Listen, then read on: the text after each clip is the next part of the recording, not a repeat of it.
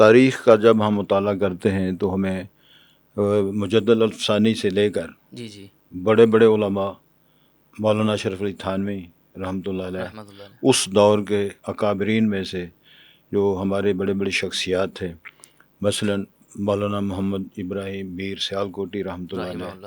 اور اس کے علاوہ کتنے وہ اہل علم لوگ ہیں جنہوں نے قائد اعظم رحمہ اللہ کی رہنمائی بھی فرمائی. جی حتیٰ کہ میں سمجھتا ہوں قائد احمد صاحب نے جب بہت بڑی تقریر کی تو اس تقریر کا خلاصہ مولانا میر ابراہیم سیالکوٹی اپنی بولی میں لوگوں کو سمجھانے کے لیے فرمایا. آپ کو پتہ ہے کہ قائد اعظم صاحب نے کیا تقریر کی؟ انہوں نے انگلش میں تقریر کی. جی جی یہ فاضل لوگ تھے ہمارے. انہوں نے فرمایا اس سارے خلاصے کا مطلب یہ ہے کہ پاکستان کا مطلب کہ لا الہ الا لا اللہ. الہ الا اگر یہ ملک وجود میں آتا ہے اور یہ میں سمجھتا ہوں وجود حاصل کرنے کے بعد یہ اسلام کی تمام جو جزیات ہیں، حدود ہیں، اصطلاحات ہیں، اس کو نافذ کرنے کے لیے، اس پر عمل کرنے کے لیے، آزادانہ طور پہ دین اسلام کی تعلیمات کو سننے سنانے عمل کرنے کے لیے، تو میں سمجھتا ہوں اگر کوئی بات یہ کرتا ہے تو الزام ہے. جی علماء ٹھیک ہے. کرام کا پہلے بھی بہت بڑا حق تھا، آج بھی میں سمجھتا ہوں پاکستان کی بقا کے لیے، اس کی سرحدوں کی حفاظت کے لیے جتنے علماء کردار ادا کر رہے ہیں، سیاسی جماعتیں وہ کردار ادا نہیں کر رہے ہیں. ماشاء اللہ. فرقہ واریت کا الزام علماء پہ رکھا جاتا ہے.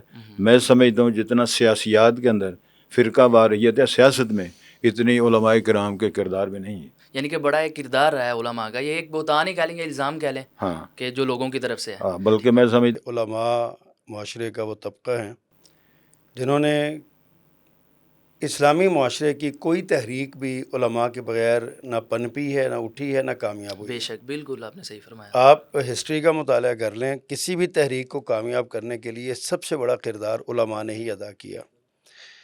یہ علماء ہی تھے جن کے دل میں آزادی کی شمع روشن رہتی ہے. میں سمجھتا ہوں عالم دین جو ہوتا ہے نا، وہ غلام نہیں رہ سکتا. ایسا ہی ہے بالکل. جس کو دین کا علم ہے اور جس نے دین پڑھا ہے، جس نے دین کو سمجھا ہے، وہ غلام نہیں رہ سکتا. اس کے دل میں غلامی رہتی نہیں. ٹھیک ہے. وہ آزادی چاہتا ہے. آزادی کے چاہنے کے کئی درجات ہوتے ہیں، مختلف لیول ہوتے ہیں. کبھی بالکل اپنی ذاتی سطح پر وہ اندر ہی اندر کڑتا رہتا ہے، کبھی جو ہے نا وہ اپنے چند دوستوں کے درمیان بیٹھ کے اس کو ڈسکس کرتا ہے کہ یار یہ کیوں ہو رہا ہے، کہ کیسے ہو رہا ہے. پھر وہی تحریک، وہی آواز جو اس کے دل کی ہوتی ہے، پھر چند دوستوں تک جاتی ہے جو بہت قریبی، جن کو کچن کیبنٹ ہم کہتے ہیں، جی جی لنگوٹیے دوست ہوتے ہیں. بالکل. ان سے آگے پھر وہ دائرہ کار پھیلتا پھیلتا پھیلتا چلا جاتا ہے.